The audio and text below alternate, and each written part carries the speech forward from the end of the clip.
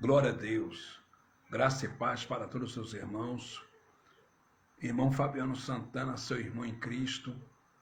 Meus amados e queridos irmãos, estou fazendo essa live para o nosso celeiro espiritual, para a nossa edificação espiritual, para a edificação da minha vida e da tua vida. Então, de antemão, antes de mais nada, eu quero mandar um alô, um abraço e graça e paz para todos os meus inscritos no YouTube. E quero mandar graça e paz para todos os irmãos aqui pelo Facebook. Seja bem-vindo à Igreja Sem Paredes. Seja bem-vindo ao Evangelho da Graça. Seja bem-vindo ao Evangelho do Cristo ressuscitado para a glória de Deus Pai. Sejam todos bem-vindos ao Evangelho do Cristo ressuscitado. Meus amados, de antemão, antes de mais nada, eu vou fazer uma oração, pois o apóstolo Paulo disse em 1 Tessalonicenses, capítulo 5, versículo 17, orai sem cessar. Sendo assim, oremos. Pai dos Espíritos, eu te peço que o Senhor tome a primazia, em primeiro lugar, aqui nessa live. Pai, porque toda honra, toda glória, todo louvor, toda admiração só pertence ao teu eterno nome. Eu te peço que o Senhor me use pela tua misericórdia uma vez mais, como o Senhor tem feito em outras lives para a glória do teu eterno nome. Pai dos Espíritos, eu te peço que o Senhor me use de uma forma tremenda, gloriosa, para a honra, para a glória, para o louvor do teu eterno nome. Eu te peço, toma a primazia, toma a direção, toma o primeiro lugar dessa live. Fala conosco de uma forma tremenda, de uma forma gloriosa, para a honra, para a glória, para o louvor do teu eterno nome. Que eu diminua e que o Senhor cresça para a glória do teu eterno nome. Amém. Meus amados irmãos, eu vou ler aqui em Filipenses capítulo 3, versículo de número 17 e 18, que diz assim: sede também meus imitadores, irmãos, e tende cuidado, segundo o exemplo que tem de nós, pelos que assim andam. Versículo 18. Seja bem-vindo à nossa live aí, irmão Reginaldo Bertoldo de Brasília. Graça e paz, maior noite para o irmão, que Deus continue te abençoando ricamente e poderosamente, pois o irmão já é abençoado com todas as bênçãos espirituais nas regiões celestiais em Cristo, desde antes da fundação do mundo. Versículo 18. Porque muitos atos, quais muitas vezes vos disse, e agora também digo chorando, que são inimigos da cruz de Cristo. Então, Paulo, aconselhando a igreja de Filipos, a igreja de Filipos se reuniu em uma casa ao nome do Cristo ressuscitado. Paulo agora pegou o pergaminho, que era oriundo de pele de cabra ou pele de carneiro. O pergaminho, ele vinha lá da península da Grécia. E agora o apóstolo Paulo olhou para aquela igreja, para aqueles irmãos lá, que passaram a transição. E Paulo disse em Filipenses capítulo 3, versículo 17 e 18 assim: sede também meus imitadores, irmãos, e tende cuidado, segundo o exemplo que tem de nós, pelos que assim andam. Porque muitos sábios, quais muitas vezes vos disse, e agora também digo chorando, que são inimigos da cruz de Cristo. Versículo 19, Paulo continuou dizendo: o fim deles é a perdição, o Deus deles é o ventre, e a glória deles é para a confusão deles mesmos, que só pensam nas coisas terrenas. Então, Paulo disse que na época de Paulo já existia uma turma que era inimiga da cruz de Cristo. Existia um grupo, um grupeio que era inimigos da cruz de Cristo. E esse grupo que era inimigos da cruz de Cristo, Paulo disse que o fim deles é a perdição, o Deus deles é o ventre, e a glória deles é para a confusão deles mesmos, que só pensa nas coisas terrenas. O sistema religioso só pensa no dinheiro. O sistema religioso só pensa nas coisas da terra, nas coisas terrenas. E Paulo disse que essa turma é inimigos da cruz de Cristo. Por quê? São inimigos da cruz de Cristo. Porque aquilo que Cristo disse, fez na cruz, aboliu na cruz do Calvário, essa turma prega para arrancar o dinheiro do desavisado. Aquilo que Cristo aboliu com sua morte na cruz, essa turma prega para arrancar dinheiro do povo. Essa turma não está nem aí para Cristo. Essa turma não tem temor de Deus. Essa turma não está nem aí para o Evangelho. O que eles querem mesmo é encher o bolso. O que eles querem mesmo é engordar seus cofres. O que eles querem mesmo é encher os seus bolsos. Não está nem aí para o Evangelho de Cristo. Aí Paulo disse no versículo 18, porque muitos dos quais muitas vezes vos disse que agora chorando. Paulo disse chorando. Olha o que Paulo disse. Paulo disse chorando, que são inimigos da cruz de Cristo. Quem é inimigo hoje da cruz de Cristo? O sistema religioso. O sistema religioso hoje é inimigo da cruz de Cristo. Os intitulados pastores, pastora, bispo, bispa, apóstolo, apóstola, são inimigos da cruz de Cristo.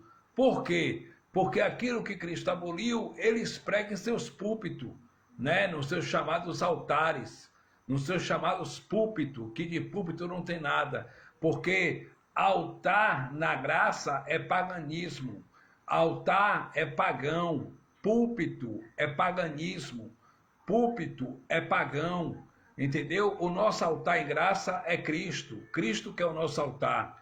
Então, meus amados e queridos irmãos, o sistema religioso é inimigo da cruz de Cristo, são inimigos dos feitos de Cristo na cruz do Calvário.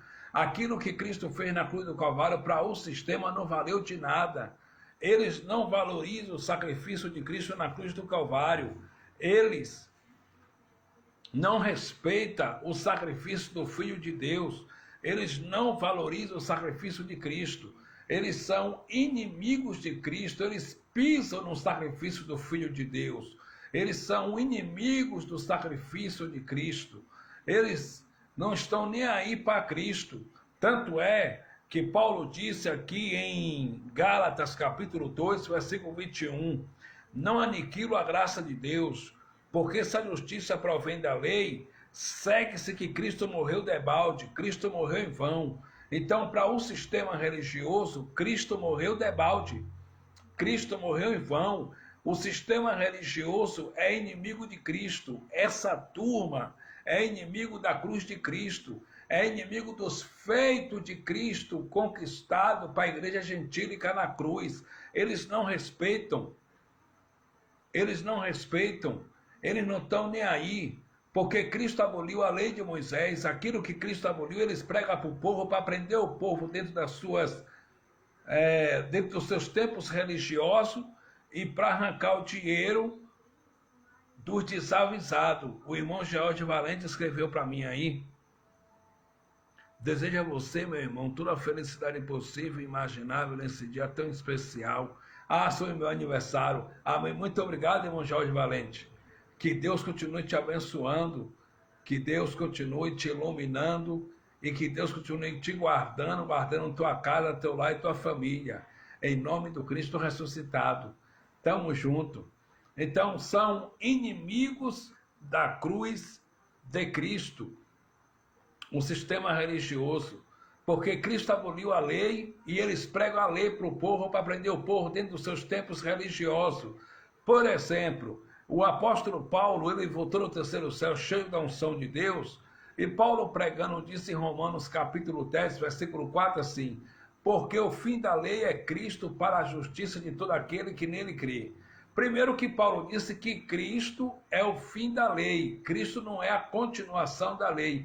Os intitulados pastores não respeitam isso. Então eles são inimigos da cruz de Cristo, porque para eles não tem nenhum valor. Eles não respeitam essa palavra. Esse texto eles não lêem dentro dos seus tempos religiosos. Eles não mostram a verdade para o povo. Eles não pregam a verdade para o povo dentro dos seus tempos religiosos. Porque Cristo é o fim da lei, né? Porque o fim da lei é Cristo para a justiça de todo aquele que crê. Cristo não é a continuação da lei, Cristo é o fim da lei, Cristo é o fim dos batismos, Cristo é o fim do dízimo, Cristo é o fim da chamada Santa Ceia, Cristo é o fim da lei de Moisés. Então, se em nenhum lugar Cristo não é respeitado, esse lugar não está a favor de Cristo, esse lugar está contra Cristo. Então, é o que o sistema está. O sistema está contra Cristo. Por que o sistema religioso é contra Cristo? Porque eles não respeitam Cristo, eles não respeitam o sacrifício de Cristo na cruz do Calvário, aquilo que Cristo fez na cruz. Em Efésios capítulo 2, versículo de número 15, pregou Paulo e prego eu, porque Cristo na sua carne desfez a inimizade. Que inimizade foi essa? A inimizade entre judeus e gentios, porque antes da cruz, os judeus não falavam com os gentios, havia uma barreira de separação entre os judeus e gentios. Na cruz, Cristo quebrou essa barreira de separação, unindo judeus e gentios. Aí Paulo disse, porque Cristo, na sua carne, desfez a inimizade. Aí Paulo continuou dizendo, isto é a lei dos mandamentos que consistia em ordenança. Que lei dos mandamentos? A lei de Moisés. E quais eram as ordenanças da lei? A lei de Moisés tinha 613 ordenanças. Dá o dízimo, e o dízimo na lei de Moisés nunca foi dinheiro, o dízimo na lei de Moisés era alimento para sustento dos órfãos, das viúvas, dos viajantes, dos forasteiros e dos levitas da tribo de Levi, que não tinham parte nem herança entre o povo de Israel, né? Circuncisão, Páscoa judaica, pagar preço, subir monte e etc. Tudo isso era ordenança da lei de Moisés. Paulo disse que Cristo aboliu. O sistema está pregando aquilo que Cristo aboliu. Cristo aboliu a lei de Moisés, o sistema prega a lei de Moisés. Se prega a lei de Moisés, está contra Cristo, porque aquilo que ele desfez, eles edificaram. Lá em Hebreus capítulo 7, versículo 18 e 19, irmão Dino Sainz, seja bem-vindo à nossa live, que Deus continue te abençoando, pois o irmão já é abençoado com toda a sorte de bênção nas regiões celestiais em Cristo Jesus, desde antes da fundação do mundo. Mas, irmão Dino Sainz, se eles pregam a lei, eles são contra Cristo. Lá em Hebreus capítulo 7, versículo 18 e 19, está escrito que o precedente mandamento é abrogado por causa da sua fraqueza e inutilidade. O precedente mandamento foi abrogado por causa da sua fraqueza e inutilidade. Aí no versículo 19, Paulo disse que a lei de Moisés não aperfeiçoou coisa nenhuma. E não aperfeiçoou mesmo, porque os sacerdotes levitas, os sacerdotes oriundos da tribo de Levi e da linhagem de Arão, com seu sacrifício de touro, de bode, de cordeiro, de novilho, eles não poderiam aperfeiçoar ninguém. A lei não aperfeiçoava ninguém. Entendeu? Aquilo ali tapava o pecado por nome de transgressão da lei de Moisés, mas não aperfeiçoava ninguém no espírito. A única pessoa que não se aperfeiçoou para sempre no Espírito, e nós estamos aperfeiçoados para sempre no Espírito, foi Jesus Cristo com seu sacrifício na cruz do Calvário. Hebreus capítulo 7, versículo 18. Porque o precedente mandamento é abrogado por causa da sua fraqueza e inutilidade. 19. Esse precedente mandamento aqui que foi abrogado foi a lei de Moisés. 19. Pois a lei nenhuma coisa aperfeiçoou, e desta sorte é introduzida uma maior esperança pela qual chegamos a Deus. Essa maior esperança é a graça do Cristo ressuscitado, a maior esperança pela qual servamos a Deus, né? É introduzida uma maior esperança pela qual chegamos a Deus. A maior esperança pela qual chegamos a Deus é a graça que foi introduzida. E essa graça foi introduzida aonde? Com o sacrifício de Cristo na cruz do Calvário. Então, em Colossenses, olha o que Paulo disse em Colossenses. Eu vou ler para os irmãos, capítulo 2, e o versículo de número 14. Colossenses capítulo 2, versículo 14, o apóstolo Paulo disse assim, que o escrito de dívida que era contra nós, e que de alguma maneira nos era contrário nos seus escritos, diz que Cristo, ele removeu, tirando-a do meio de nós, encravando na cruz. O escrito de dívida que era contra nós, e que de alguma maneira nos era contrária, disse que Cristo riscou, removeu, riscou, excluiu, tirando-a do meio de nós, encravando na cruz. Que escrito de dívida foi aquele? A lei de Moisés. Ele encravou na cruz. Os pastores bonitos pregaram a lei de Moisés e estão por aí pregando para o povo e ganhando dinheiro em cima dos desavisados, em cima dos incautos, porque em cima do povo da graça de Deus, ele não vê R$1 do povo da graça de Deus, mas em cima daqueles que não têm conhecimento, dos incautos, dos desavisados, eles ainda conseguem arrancar dinheiro, ainda conseguem arrancar dízimo, ainda conseguem arrancar oferta, pregando tão somente a lei de Moisés, pregando aquilo que Cristo aboliu. Então o sistema é inimigo da cruz de Cristo, e Paulo deixou bem claro no versículo 19 de Filipenses capítulo 3, o fim deles é a perdição, o Deus deles é o ventre, o Deus dos pastores são o ventre. Eles pregam a seu bel prazer para trocar de carro de ano, eles pregam para comprar chácara, sítio, apartamento, e pregam um evangelho vencido, o evangelho da circuncisão. Eles pregam a lei de Moisés para se enriquecer e montar império em cima dos incautos, entendeu? Porque o engano deles já começa quando eles vão registrar suas chamadas igrejas, porque eles chegam lá no tabelião, o tabelião pergunta: você está registrando sua igreja no âmbito religioso? No âmbito religioso.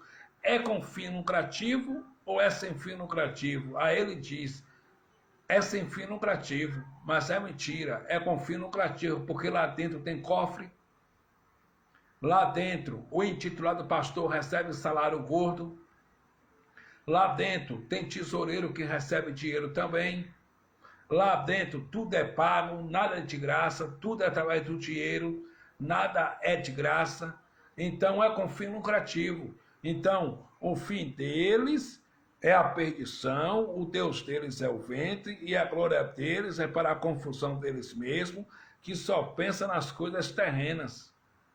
Então, gente, o sistema é inimigo da cruz de Cristo. E o sistema está debaixo de maldição. Olha o que Paulo disse em Gálatas, para os galateiros, para os gauleses, capítulo 3, e o versículo de número 10. Olha o que Paulo disse. Todos aqueles, pois, que são das obras da lei, estão debaixo da maldição, porque escrito está, maldito todo aquele que não permanecer em todas as coisas que estão escritas no livro da lei para fazê-las. A lei de Moisés tinha 613 ordenanças, dar o dízimo, sacrifício de animal, circuncisão, pagar o preço, Páscoa judaica e etc. Se a pessoa dá o dízimo, e o dízimo na lei de Moisés era alimento, repito, nunca foi dinheiro. Se a pessoa dá o dízimo, mas a pessoa não faz sacrifício de animal, se a pessoa dá o dízimo, mas a pessoa não pratica circuncisão, se a pessoa não cumpre o restante das 612 ordenanças da lei de Moisés, pregou Paulo e prego eu que essa pessoa está debaixo de maldição, é maldito. O sistema religioso, especialmente evangélico, e os evangélicos são malditos diante de Deus, porque eles dão dízimo, mas o restante das ordenanças da lei de Moisés são malditos. E Paulo disse em Gálatas capítulo 3, versículo 10, todos aqueles, pois, que são das obras da lei estão debaixo da maldição, porque escrito está, maldito todo aquele que não permanecer em todas as coisas que estão escritas no livro da lei para fazê-las. Então o sistema é maldito diante de Deus. está debaixo de maldição. Está na maldição. Por que está na maldição? Porque está vivendo a lei, está vivendo não, que ele nem vive a lei de Moisés, né? Da lei de Moisés, os intitulados pastores espertos, espertalhões, só pegaram aquilo que lhe apraz, aquilo que dá dinheiro e que enche o cofre, que é o dízimo, né? E algumas coisinhas a mais que eles trouxeram da lei de Moisés. Então, eles são inimigos da cruz de Cristo, só pensam nas coisas terrenas. O Deus deles é o ventre, e a glória deles é para a confusão deles mesmos, que só pensam nas coisas terrenas. Observe que o sistema religioso só pensa nas coisas terrenas, faz campanha, campanha e mais campanha, campanha e mais campanha para arrecadar fundos. Faz campanha e mais campanha para arrecadar dinheiro, só pensa nas coisas terrenas. Faz campanha do travesseiro da vitória, faz campanha da madeira do Calvário, faz campanha do lenço ungido, que de ungido não tem nada, faz campanha do envelope da vitória ungido, que de ungido não tem nada, faz campanha e mais campanha para arrecadar fundo para o sistema religioso. Mas isso, meus amados e queridos irmãos, isso está acabando, porque Deus levantou o povo da graça aí que está provando na Bíblia, e está mostrando e está denunciando esses enganos, porque nós temos que denunciar, porque pregou Paulo e prego eu, Efésios capítulo 5, versículo de número 11, e não comuniqueis com as obras infrutuosas das trevas, mas pelo contrário, condenai-a abertamente, denunciai-a abertamente. É para denunciar ou é para ficar calado? O evangelho manda denunciar, então eu estou denunciando. Eu estou denunciando as heresias do sistema religioso. Eu estou denunciando as parafernaias do sistema religioso, que só pensam nas coisas terrenas e são inimigos da cruz de Cristo. Aquilo que Cristo aboliu, eles pregam para o povo. E eles praticam rudimentos pobres e fracos dentro dos seus templos religiosos. Por exemplo, o batismo nas águas. Era uma das ordenanças da lei. E eles praticam dentro dos seus templos religiosos. O batismo nas águas era abluções, purificações por meio da água. E lá em Levítico capítulo 1, versículo de número 7, antes do sacerdote da tribo de Arão, da tribo de Levi e da ordem de Arão imolar, sacrificar o cordeiro, ele lavava o cordeiro na bacia propiciatória até as entranhas, antes de sacrificar o cordeiro. Só que aquele sacrifício apontava para o Cordeiro de Deus que tira o pecado do mundo, Jesus Cristo mais tarde. E os intitulados pastores batizam as pessoas nas águas dentro dos seus templos religiosos e toma como base o batismo de Jesus de Nazaré. Mas Jesus de Nazaré se batizou nas águas por quê? Porque ele tinha pecado? Não. Jesus de Nazaré se batizou nas águas por quê? Tão somente para cumprir a lei de Moisés. Tanto é que no livro histórico de Mateus, capítulo 3, versículo de número 14, a Bíblia diz que João Batista, primo de Jesus de Nazaré, falou assim: eu que preciso ser batizado por ti, e tu vens a mim para que eu te batize? Aí no versículo 15, Jesus disse: deixa João, para que se cumpra toda a justiça ali, para que se cumpra toda a lei de Moisés, para que se cumpra a lei. E o sistema religioso, os intitulados pastores, batiza as pessoas nas águas e toma como exemplo o batismo de Jesus de Nazaré. Só que Jesus de Nazaré se batizou nas águas não porque tinha pecado. Jesus de Nazaré se batizou nas águas tão somente para cumprir a lei de Moisés. Porque o batismo nas águas era um dos conceitos judaicos, uma das ordenanças da lei. O nosso batismo em graça é na cruz. Nós fomos batizados, foi na cruz de Cristo. Olha o que está escrito em Romanos, capítulo 6, versículo de número 3. Evangelho de Romanos, capítulo 6, versículo de número 3. Ou não sabeis que todos fomos batizados em Jesus Cristo? Fomos batizados na sua morte? Então nós fomos batizados aonde? Nós fomos batizados na morte de Cristo. Versículo 4. De sorte que fomos sepultados com ele pelo batismo na morte, para que como Cristo ressuscitou dos mortos pela glória do Pai, assim andemos nós também em novidade de vida. Então, o batismo que vale hoje é o batismo do rio Paraguaçu ou o batismo da cruz? O batismo da cruz.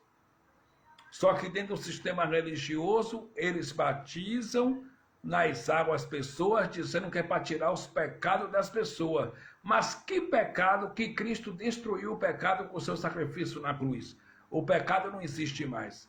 Que pecado as pessoas carregam, as pessoas têm, para o intitulado pastor dizer que vai tirar na água para a pessoa ser uma nova criatura? Alô, pastorzada, nova criatura não é quem se batiza em uma água, em uma piscina de plástico. Nova criatura, pregou Paulo e prego eu, 2 Coríntios capítulo 5, versículo 17, que nova criatura é quem está em Cristo Jesus. Aquele que está em Cristo Jesus já é uma nova criatura. Então nós somos uma nova criatura porque nós estamos em Cristo Jesus. E eles dizem, e eles batizam as pessoas nas águas e tomam como exemplo o batismo de Jesus de Nazaré. E eles blasfemam. Por quê? Porque se eles tomam como exemplo o batismo de Jesus de Nazaré, e eles dizem que os irmãos têm pecado, eles diretamente ou indiretamente estão chamando Jesus de pecador. E a Bíblia diz em Hebreus 4,16 que ele foi tentado em tudo, porém sem pecado. Ele nunca pecou. E a Bíblia também diz, eis israelita em quem não há dolo. Jesus nunca pecou. Entende? Então o que acontece? Se eles usam o batismo nas águas e tomam como exemplo o batismo de Jesus de Nazaré, eles estão blasfemando contra Cristo, porque o nosso batismo é o da cruz. E eles dizem que aquele batismo que eles batizam os irmãos nas águas é para tirar os pecados dos irmãos. Mas que pecado? Que o pecado não existe. Olha o que está escrito no Evangelho aos Hebreus, capítulo 9, versículo 26.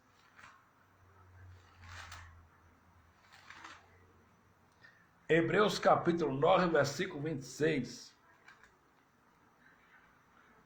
De outra maneira, necessário lhe fora padecer muitas vezes desde a fundação do mundo, mas agora na consumação dos séculos, uma vez se manifestou para aniquilar o pecado pelo sacrifício de si mesmo. Essa palavra, gente, merece credibilidade? Não merece? Merece. É o Evangelho. Hebreus capítulo 9, versículo 26. De outra maneira, necessário lhe fora padecer muitas vezes desde a fundação do mundo. Mas agora, na consumação dos séculos, uma vez se manifestou. Quantas vezes ele se manifestou? O Evangelho diz uma vez. Para aniquilar o pecado pelo sacrifício de si mesmo. Que pecado foi esse que Cristo aniquilou? Transgressão da lei de Moisés. O pecado espiritual que separava os judeus de Deus. O Evangelho diz que Cristo aniquilou, destruiu com seu sacrifício na cruz do Calvário. E agora vem um comedor de feijão e farinha, intitulado pastor, e diz, eu vou te batizar nas águas porque tu tem pecado. Ele está contrariando essa palavra. Ele com essa palavra está sendo inimigo da cruz de Cristo e está dizendo que Cristo falhou. Está dizendo que essa palavra de Hebreus 9, 26 é uma mentira. Não merece credibilidade. Está dizendo que essa palavra aqui não merece crédito. porque diz que ele aniquilou o pecado pelo sacrifício de si mesmo. Aniquilou ou não aniquilou? O Evangelho diz que aniquilou. Então o pecado, meu irmão, está aniquilado. O pecado não existe. O que existe são as obras da carne. Aí é outra aula, é outro assunto. Obra da carne é uma coisa. O pecado espiritual que separava os judeus de Deus é outra coisa. Por isso que Isaías disse, em Isaías, capítulo 59, e o versículo de número 2, mas os vossos pecados fazem separação entre vós e o vosso Deus, para que vocês clamem, orem e ele não vos ouça. Que pecado era que separava os judeus, os israelitas de Deus? A transgressão da lei. E da cruz para cá, o que é que nos separa de Deus? Nada. Por quê? Porque pregou Paulo e prego eu. Romanos capítulo 8, versículo 35. O que nos separará do amor de Cristo? A fome, a potestade, a espada, a altura, a perseguição, os poderes, a profundidade. Aí no versículo de número 38, Paulo disse, pois eu estou certo de que nem a morte, nem a vida, nem a profundidade. Aí no versículo 39, Paulo disse, nem nenhuma outra criatura pode nos separar do amor de Deus que está em Cristo Jesus. Nós estamos inseparáveis do Pai. Nada nos separa do amor de Deus. Estamos inseparáveis do amor do Pai. Nada nos separa do amor de Deus. Nada nos separa do amor do Pai. Então, meus queridos e amados irmãos, eles dizem que os irmãos têm pecado. Mas isso é uma mentira, porque o pecado Cristo destruiu. Aí tem muitos irmãos que dizem, mas João disse em 1 João, capítulo 1, e o versículo 8 assim, ó, eu vou ler. João não pregava a graça. João era apóstolo da circuncisão. João pregava a lei de Moisés. E o público de João era judeu, não era gentil. 1 João capítulo 1, versículo de número 8, João disse assim, ó, se dissermos que não temos pecado, enganamos-nos a nós mesmos, e não há verdade em nós. Mas João falou isso aqui para quem? Para os gentios ou para os judeus? Para os judeus. João olhou para eles e disse assim, se dissermos que não temos pecado, transgressão da lei, enganamos-nos a nós mesmos e não há verdade em nós. Versículo 9 ele disse, se confessarmos nossos pecados, ele é fiel e justo para nos perdoar os pecados e nos purificar de toda injustiça. No versículo 10 ele disse, se dissermos que não pecamos, fazemos-no mentiroso e a sua palavra não está em nós. Mas João disse isso aqui para quem? Ele disse isso aqui para os judeus, não foi para gentil. O público de João aqui era judeu, e João entendia que o pecado aqui era a transgressão da lei. Olha o que está escrito em 1 João ainda, capítulo 2. Meus filhinhos, estas coisas vos escrevo para que não pequeis.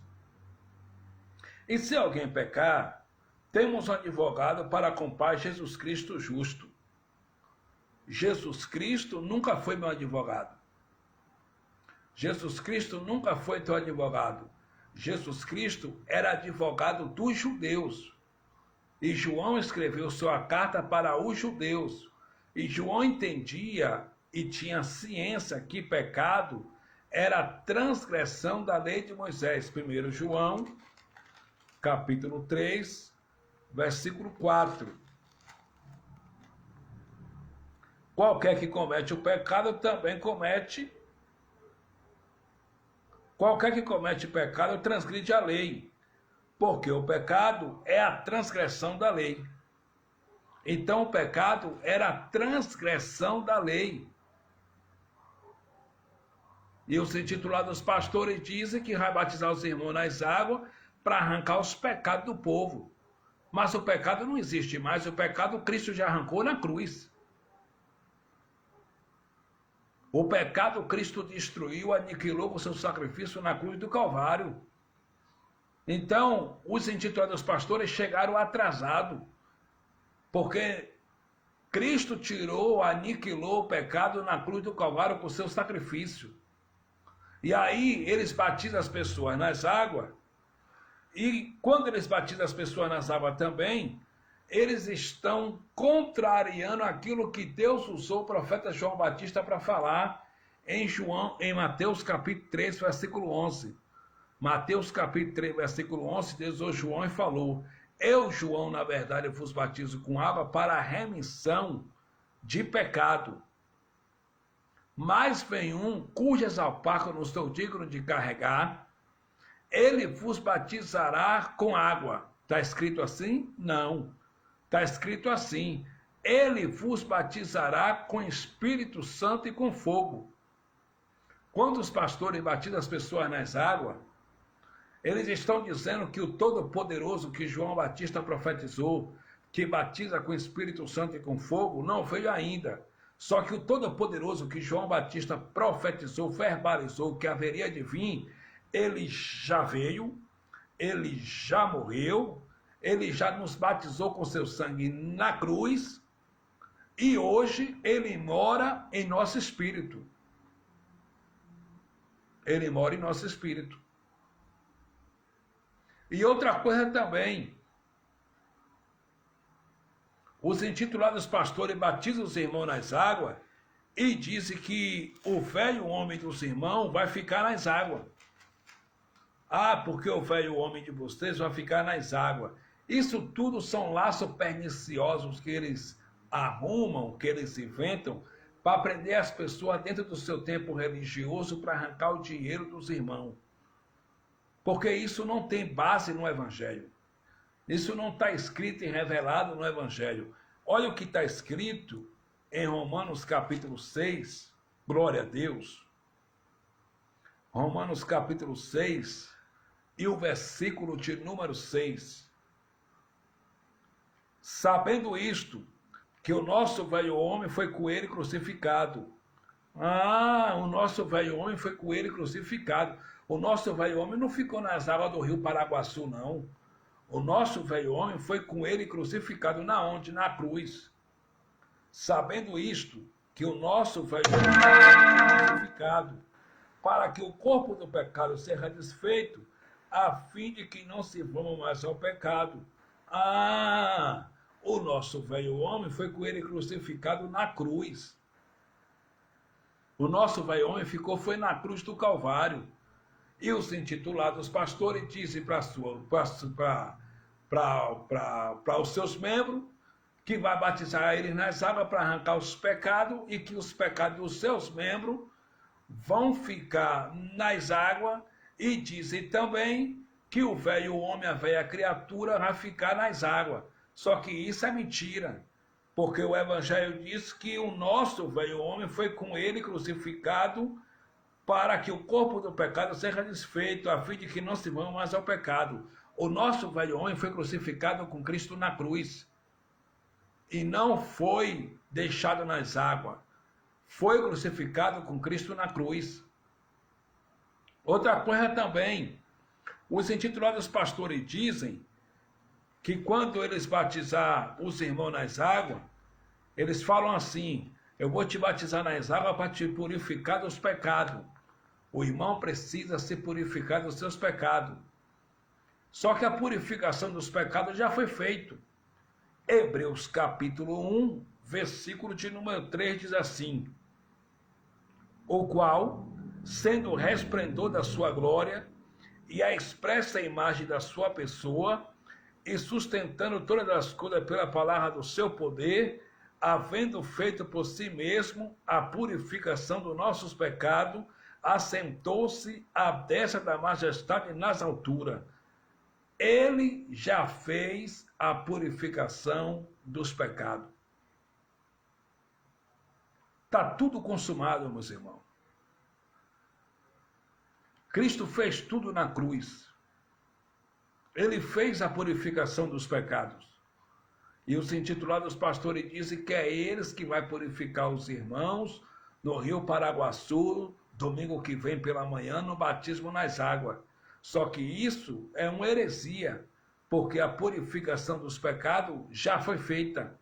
E quem fez a purificação dos pecados foi o próprio Cristo, com seu sangue derramado na cruz do Calvário, havendo feito a purificação dos nossos pecados, assentou-se à destra da majestade nas alturas. Ele fez a purificação dos pecados ou não fez? Fez. Então, essa questão do batismo nas águas não é difícil de entender. É os religiosos que é contra o Evangelho de Cristo. Eles não aceitam a palavra da verdade. Eles não aceitam a verdade. É por isso que eles não gostam do povo da graça de Deus. Porque o povo da graça de Deus prega e mostra na Bíblia. O povo da graça prega e mostra na Bíblia o que está escrito e revelado no Evangelho, com a Bíblia aberta e com o Evangelho aberto. Mostra no Evangelho. É por isso que eles não gostam do povo da graça de Deus. Então, o batismo nosso é o batismo da cruz. O batismo que tem poder espiritual é da cruz. Esse batismo nas águas só serve para tirar a sujeira do corpo e mais nada. Entendeu? Mas não tem poder nenhum para tirar pecado, porque pecado não existe mais. O pecado, Cristo aniquilou com seu sacrifício na cruz. Observe, Isaías capítulo 53, versículo 4 diz: Ele verdadeiramente levou sobre si todas as nossas dores. As nossas dores ali é os pecados. E olha o que Pedro, até Pedro, sendo o pregador da lei, da circuncisão, olha o que Pedro disse em 1 de Pedro capítulo 2, versículo 24. 1 de Pedro capítulo 2, versículo 24. Olha o que o apóstolo Pedro, pregador da lei, legalista, ele disse, 1 de Pedro 2, versículo 24.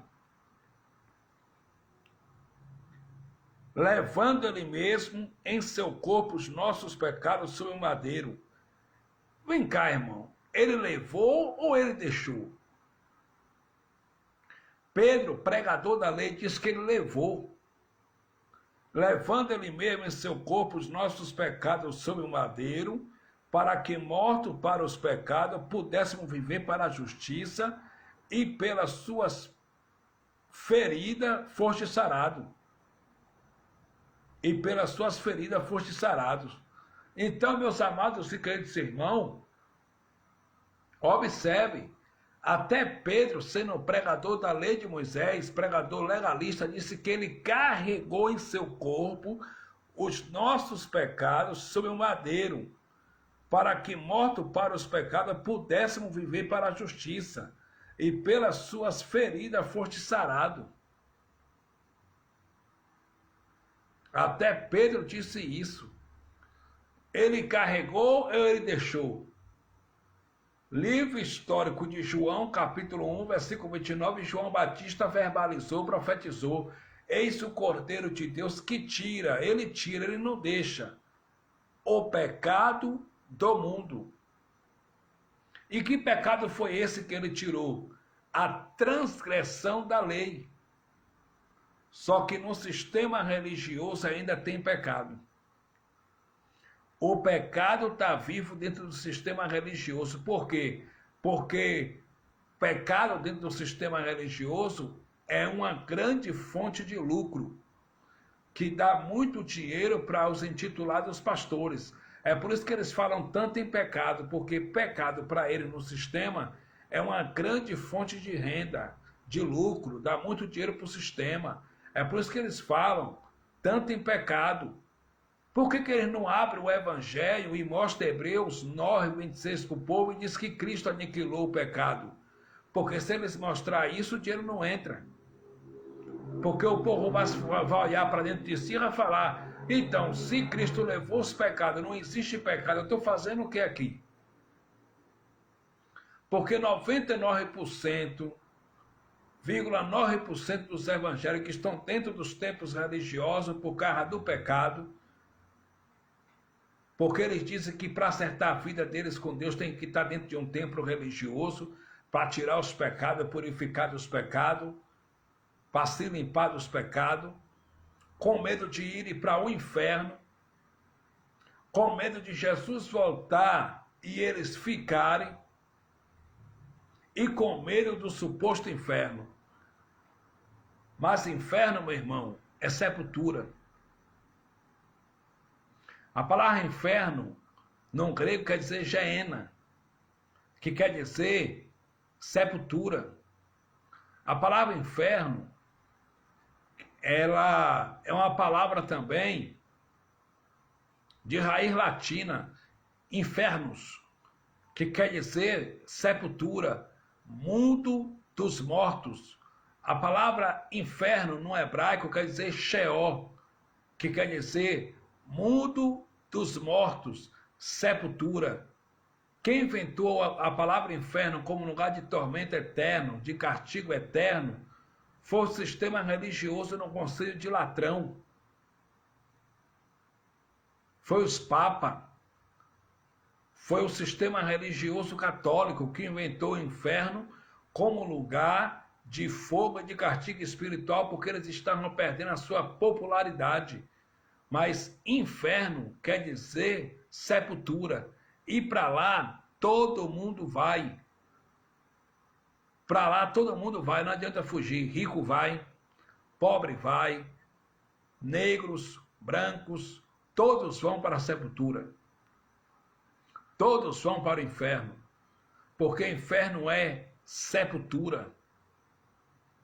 Irmão, mas não existe inferno como lugar de castigo espiritual? Lógico que não.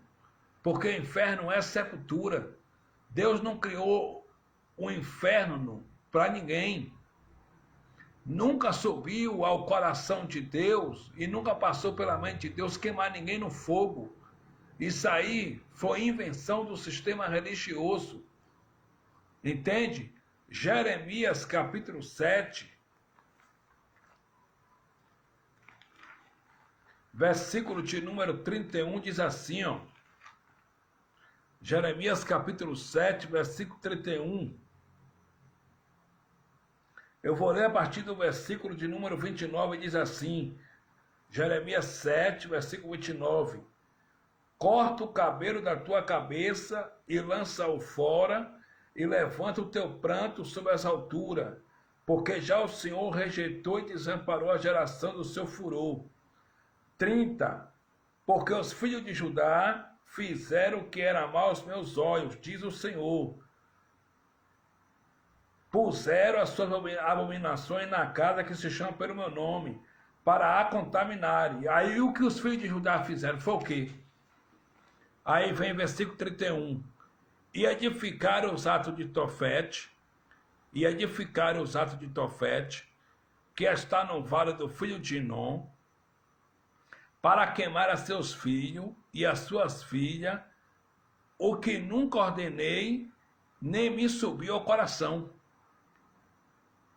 Então nunca Deus ordenou queimar ninguém no fogo, e nunca subiu ao coração de Deus queimar ninguém no fogo. Nunca passou pela mente de Deus queimar ninguém no fogo. Mas os evangélicos parece que têm prazer de mandar a pessoa para o inferno, e o prazer deles parece ver a pessoa queimar num lago de fogo, em um lugar quente, em um caldeirão, porque eles falam tanto de inferno. Mas Deus disse que nunca passou pelo coração dele, nunca subiu ao coração dele, nunca passou pela mente dele queimar ninguém no inferno. Entendeu? Então inferno no grego é Geena. E Geena quer dizer sepultura. Por quê? Porque os filhos de Judá edificaram os atos de Tofete, que está no vale do filho de Inom, para queimar a seus filhos e suas filhas, o qual nunca ordenei, nem me subiu ao coração. Nunca subiu ao coração de Deus queimar ninguém no fogo. essa praticidade de queimar a pessoa no fogo, de passar pessoas pelo fogo, isso acontecia lá no Vale dos Filhos de Inom. No Vale do Filho de Inom era que se queimava as pessoas. Está no Vale do Filho de Inom. Lá no Vale do Filho de Inom se queimava as pessoas no fogo. Por que se queimavam as pessoas no fogo? Em honradez ao deus Moloque. Os pais passavam seus filhos pelo fogo em honra a Moloque, ao deus pagão Moloque, que era o deus do sacrifício infantil. Mais tarde, o rei Josias transformou o Vale do Filho de Inom em um grande lixão. E naquele lixão se lançava os corpos dos criminosos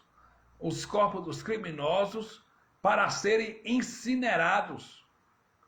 E naquele grande lixão ali, se lançava também um gás carbono, e se lançava também ali enxofre, que causava um grande incêndio, se lançava ali enxofre no lixão que o rei Josias mandou construir para incinerar os corpos das pessoas. Se lançava ali enxofre que causava um grande gás carbono, um grande incêndio. E ali o que acontece? As pessoas se queimavam ali e eram incinerados os seus corpos ali naquele lixão. Os corpos das pessoas eram incinerados naquele lixão. Mas não quer dizer que é da vontade de Deus queimar ninguém no fogo. Porque Jeremias profetizou que nunca Deus ordenou que os filhos de Judá fizessem tal prática de passar seus filhos pelo fogo, que nunca subiu ao coração de Deus e nunca passou pela mente de Deus queimar ninguém no fogo. Ali se causava um gás metano também. Um grande gás metano pela quantidade de enxofre que era lançado naquele lixão. E aí o que acontece? A religião vem e transformou isso tudo no inferno como um lugar de castigo espiritual, como um lugar de fogo que a pessoa vai queimar eternamente no fogo. Só que isso aqui era uma prática pagã dos filhos de Judá, que fazia isso com seus filhos, do povo de Judá. O povo de Judá passava seus filhos, eles edificaram um altar a Moloque, lá no Vale de Filho de Inom, e eles passavam seus filhos e suas filhas no fogo em honradez ao deus Moloque. Então, meus irmãos, inferno é sepultura. Não existe inferno como lugar de castigo espiritual. Inferno é sepultura, e para lá todo mundo vai. Salomão disse lá em Eclesiastes capítulo 12, versículo 7, que quando o homem morre, o pó volta para o pó como era antes. E a única coisa que volta para o Pai dos Espíritos é o nosso espírito em um corpo glorificado. Só que o sistema religioso diz que quando a pessoa morre, a pessoa vai para um inferno queimar no fogo eterno. Só que a expressão fogo eterno é uma figura de linguagem. Por isso que Jesus disse isso aqui, ó. Jesus disse em Mateus, no capítulo 18 de Mateus, capítulo 18,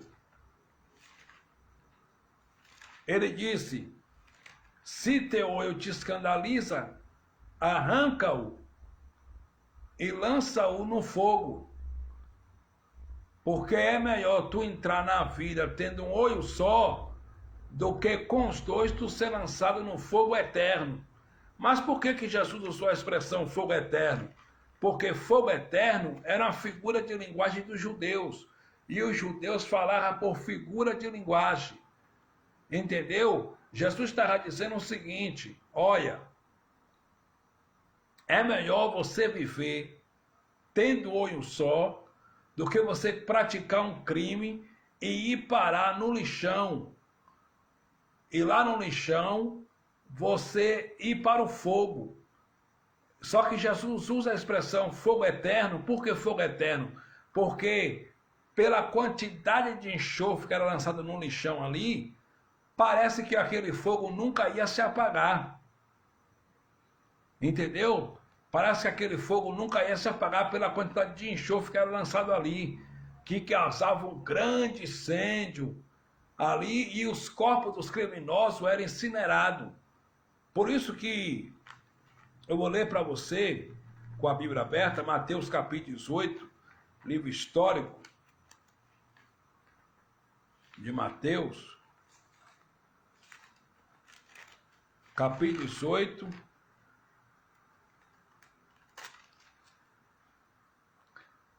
versículo de número 8. Olha o que está escrito, Mateus 18, versículo 8.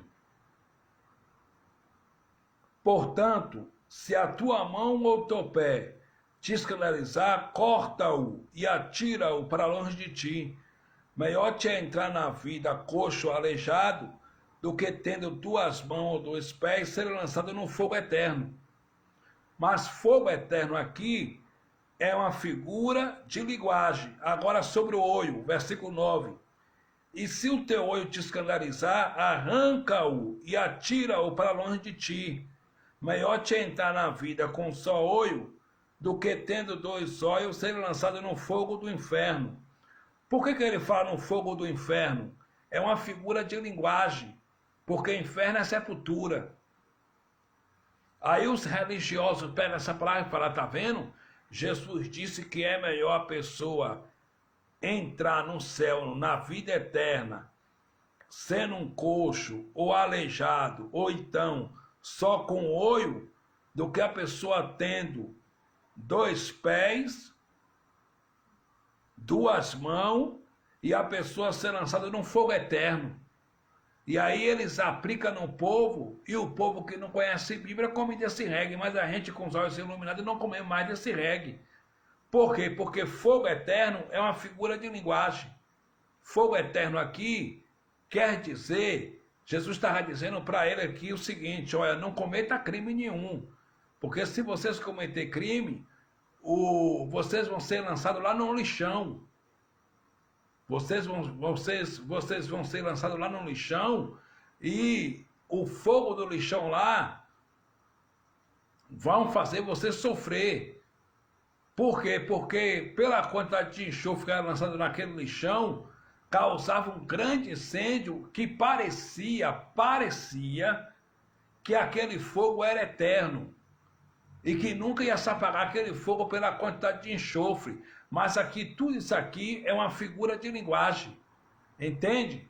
Por quê? Porque Sodoma e Gomorra também foi queimada pelo fogo. Deus fez chover fogo do céu sobre Sodoma e Gomorra. Olha o que está escrito em Gênesis, capítulo 18, versículo 14. Eu vou ler. Gênesis, capítulo 18, versículo 14.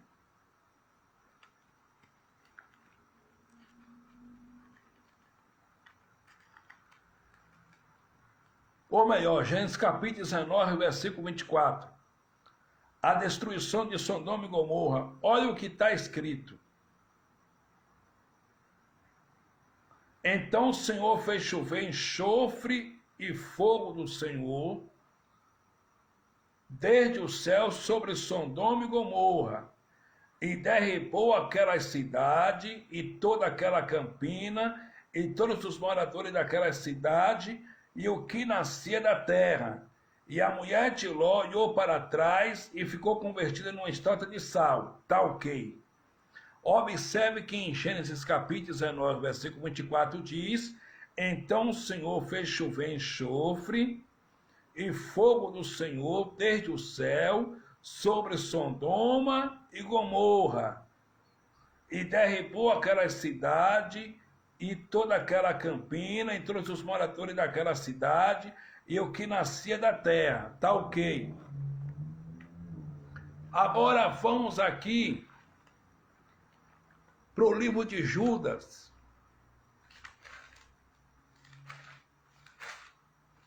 Judas, capítulo 1, versículo 6 e diante. Observe que Deus fez chover do céu fogo e enxofre sobre Sodoma. Foi o próprio Deus que fez chover. Mas em Judas capítulo 1, versículos 6 e 7, diz assim, ó.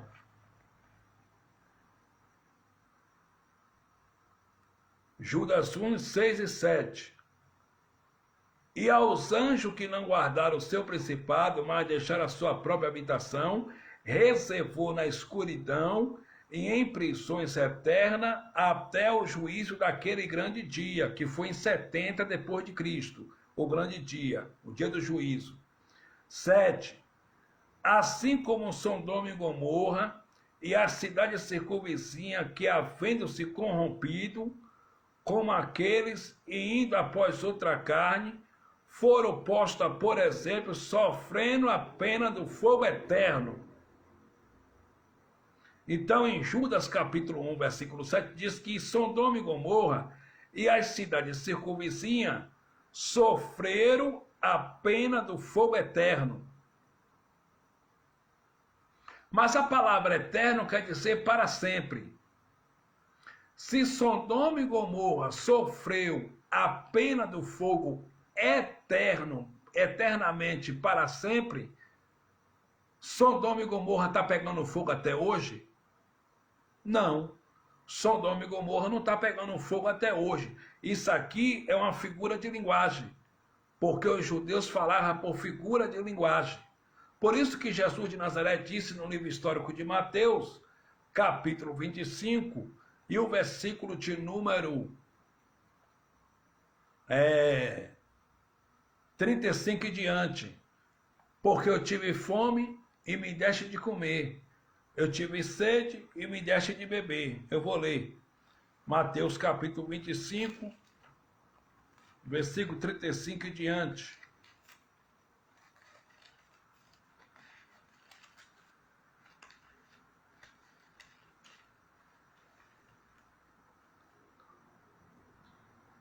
Mateus capítulo 25, versículo 35 diz assim: porque tive fome e deste-me de comer, tive sede e deste-me de beber, era estrangeiro e hospedaste-me, estava nu e vestiste-me, adoeci e visitaste-me, estive na prisão e foste ver-me. Então os justos lhe responderão, dizendo: Senhor, quando te vimos com fome, te demos de comer, ou com sede, te demos de beber, e quando te vimos estrangeiro, te hospedamos, ou nu e te vestimos, e quando te vimos enfermo, ou na prisão, e fomos ver-te. 40. E respondendo um rei lhe dirá: em verdade eu vos digo que quando fizeste a um desses meus pequeninos irmãos, a mim o fizeste. 41. Então dirá também aos que tiverem à sua esquerda: apartai-vos de mim, maldito, para o fogo eterno, preparado para o diabo e seus anjos. Só que a palavra diabo no grego quer dizer diabolos, que do latim quer dizer diabolos, que quer dizer opositor, aquilo que se opõe. Tudo aquilo que se opõe é um diabo. Tudo aquilo que se opõe ao evangelho de Cristo é um diabo. Nós na carne somos diabo. Olha. Então dirá também aos que tiverem à sua esquerda: apartai-vos de mim, maldito, para o fogo eterno, preparado para o diabo e seus anjos. Seus anjos aqui é seus mensageiros. Para o diabo e seus anjos. Por quê? Porque tive fome e não me deste de comer, né? Tive sede e não me deste de beber. Então, fogo eterno é uma figura de linguagem, porque Se existisse fogo eterno, era para Sodoma e Gomorra estar pegando fogo até hoje.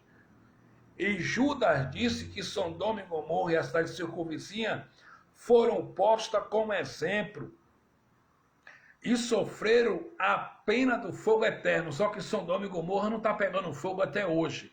Então isso aqui, gente, é uma figura de linguagem. Então, inferno é sepultura. E para lá todo mundo vai. A única coisa que vai voltar para o Pai é o teu espírito. Por quê? Porque o teu espírito é perfeito. Por que o teu espírito é perfeito? Por causa disso aqui, ó. Hebreus capítulo 10, versículo 14. Porque com a só oração aperfeiçoou para sempre os que são santificados. Nós estamos aperfeiçoados no Espírito para sempre. Porque com a só oração aperfeiçoou para sempre os que são santificados. Estamos aperfeiçoados em contínuo para sempre. Com a só oração, com o único sacrifício de Cristo na cruz, ele nos aperfeiçoou no Espírito para sempre. Estamos aperfeiçoados no Espírito para sempre. Porque a obra naquele madeiro, naquele calvário, foi em nosso espírito. Então, no espírito estamos aperfeiçoados para sempre. Entende, meus irmãos? Então, inferno é sepultura. Você já entendeu isso? Não existe inferno como lugar de castigo espiritual. Inferno é sepultura e para lá todo mundo vai. Outra coisa, o sistema religioso é inimigo de Cristo, porque eles fazem a chamada Santa Ceia e dizem que foi Jesus que mandou. Mas Jesus não mandou ninguém fazer Santa Ceia. Jesus não fez Santa Ceia. O que Jesus fez foi Páscoa judaica. Olha o que está escrito no livro histórico de Lucas, capítulo 22, versículo de número 1. Livro histórico de Lucas, capítulo 22, versículo de número 1, glória a Deus.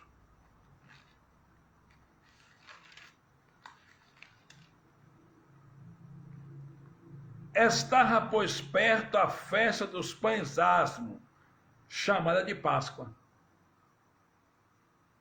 Era a Santa Ceia ou era a festa dos pães asmos, chamada de Páscoa? Era a festa dos pães asmos, chamada de Páscoa. Não era a Santa Ceia.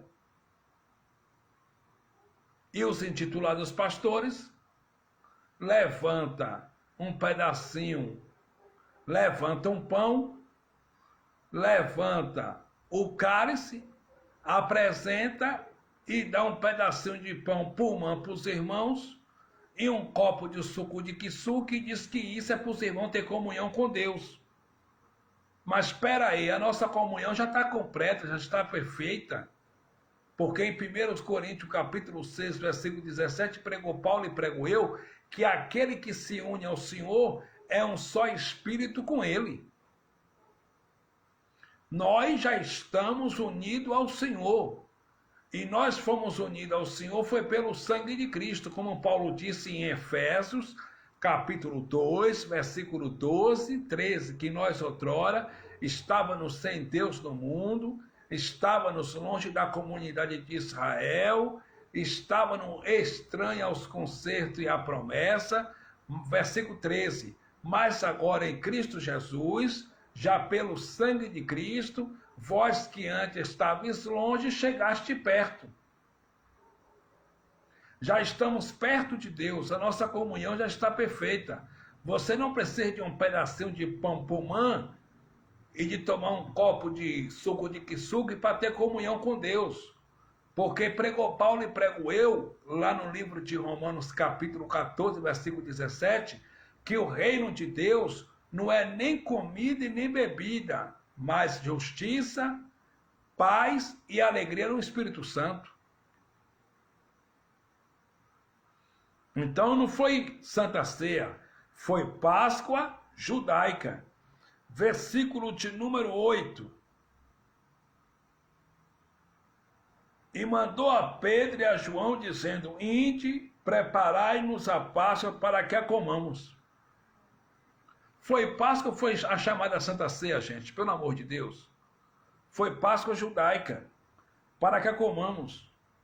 Versículo 9. E eles lhe perguntaram: onde querem que a preparemos? Versículo 10. E ele lhes disse: eis que quando entrardes na cidade, encontrareis um homem levando um cântaro de água, segui-o até a casa em que ele entrar. 11. E direis ao pai de família da casa: um mestre te diz, onde está o aposento em que hei de comer a Páscoa com meus discípulos? Foi Santa Ceia ou foi Páscoa? Páscoa judaica. Foi Páscoa. Versículo de número 15 diz assim, Lucas capítulo 22, versículo 15. E disse-lhes: desejei muito comer convosco esta Páscoa antes que padeça. Então Jesus de Nazaré olhou para os seus 12 discípulos naquela noite e disse: desejei muito comer convosco essa Páscoa antes que eu morra, antes que eu seja crucificado, antes que eu padeça, antes que eu vá para a cruz. Antes que eu padeça, antes que eu seja crucificado, antes que eu vá para a cruz. Desejei comer muito convosco essa Páscoa, antes que padeça. Então foi Páscoa judaica. Não foi a chamada Santa Ceia. Foi Páscoa judaica. E o sistema religioso espiritualizou. O sistema religioso, eles transformaram um simples jantar noturno em um sacramento e um memorial. E todo primeiro domingo do mês, os intitulados pastores reúnem as pessoas para blasfemar contra Cristo e para dizer que Cristo está morto. Por quê? Porque eles dizem, Cristo mandou a gente fazer a chamada Santa Ceia em memória dele. Mas se você faz alguma coisa em memória de alguém, você está dizendo que esse alguém está morto. E Jesus não está morto. Ele ressuscitou ao terceiro dia, deixou o túmulo vazio e encheu as nossas vidas da sua graça. Ele está vivo. Entende? Então, no versículo de número 19 diz assim, e tomando o pão e havendo dado graça, partiu e deu-lo, dizendo, isto é meu corpo que por vós é dado, fazer isto em memória de mim. Jesus mandou quem fazer a Páscoa em memória dele? Os gentios ou os judeus? Ele mandou aquele povo. Ele mandou os judeus, ele não mandou os gentios fazer nada em memória dele. Ele mandou os judeus fazer a Páscoa judaica em memória dele.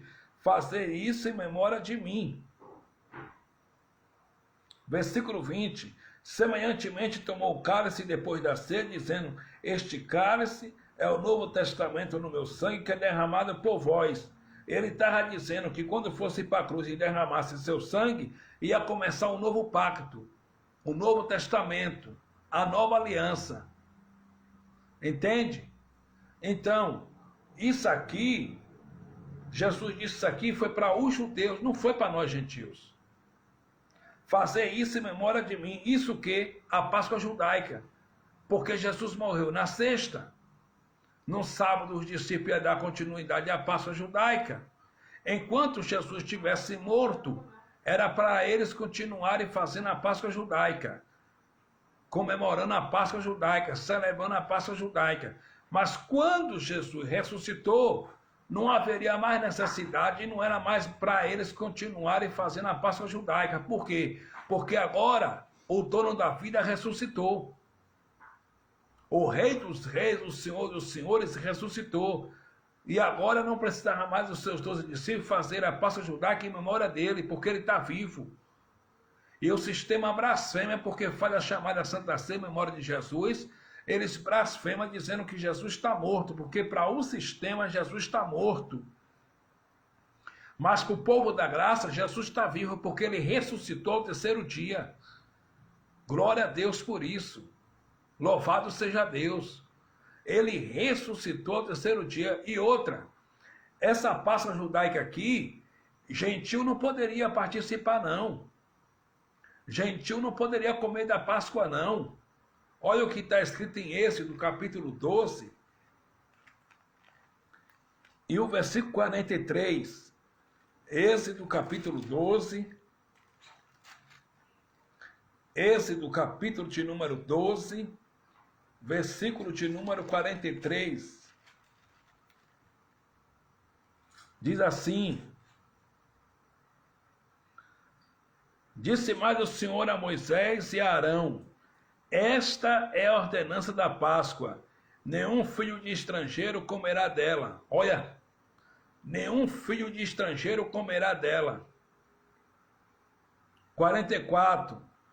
Porém, todo servo de qualquer comprado por dinheiro, depois que houver circuncidado, então comerá dela. 45. O estrangeiro e o assalariado não comerão dela. Então, para participar da Páscoa judaica, tinha que ser circuncidado. Tinha que cortar o negocinho lá. Tinha que passar a faca no negocinho. Tinha que cortar. Tinha que ser circuncidado para participar da Páscoa judaica dos judeus. E outra, os judeus comemorar a Páscoa judaica não era dentro de templo religioso, não. Era na sua casa uma vez por ano. E era com ervas amargas, era com vinho, era com churrasco, era com cordeiro, e era na sua casa, não era dentro de templo religioso. Entende? Não era dentro de templo religioso, era nas suas casas. E gentil não poderia comer da Páscoa, a não ser que se fosse circuncidado. Se fosse circuncidado, seria considerado do país de Israel, e aí seria o quê? Aí poderia comer da Páscoa. Mas se não fosse circuncidado, não poderia comer da Páscoa judaica. Gentil não poderia. Entendeu? Então, essa chamada Santa Ceia, de santa não tem nada, nunca foi Santa Ceia. Isso aí é uma blasfêmia contra Cristo. E aí eles dizem, mas Paulo fez Santa Ceia. Primeiro que Paulo não fez Santa Ceia, porque a palavra Santa Ceia, quem acrescentou na Escritura foi o padre João Ferreira de Almeida. Foi o padre João Ferreira de Almeida que acrescentou na Escritura a palavra Santa Ceia, mas não era Santa Ceia, era a Páscoa judaica, meus irmãos. Entende? Paulo não fez Santa Ceia.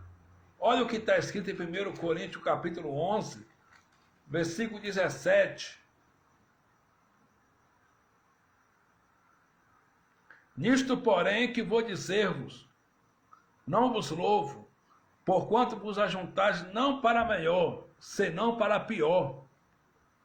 Olha, Paulo disse que os irmãos lá em Corinto estavam se ajuntando, se reunindo não para melhor, e sim para pior. Aí no versículo 18, Paulo disse, porque antes de tudo ouço que quando vos ajuntais na igreja, há entre vós dissensões, e em parte o creio. 19. E até importa que haja entre vós heresia, para os que são sinceros se manifestem entre vós. 20. De sorte que quando vos ajuntais no lugar, não é para comer a ceia do Senhor. Olha o que Paulo disse. Não é para comer a ceia do Senhor. 21. Porque comendo cada um toma antecipadamente sua própria ceia, jantar, e assim um tem fome e outro embriaga-se. 22. Não tendes porventura a casa para comer e para beber? Ou desprezais a igreja de Deus e envergonhais os que nada têm? Que vos direi, louvar-vos-ei nisso? Não vos louvo. Por quê? Porque lá em Corinto existia a festa ágape, chamada festa do amor. E os ricos levavam muita comidaça para a festa do amor, para a festa ágape, muita comida, muita comidaça. E aí comia rico com rico, e os pobres ficavam olhando, os pobres não comiam nada.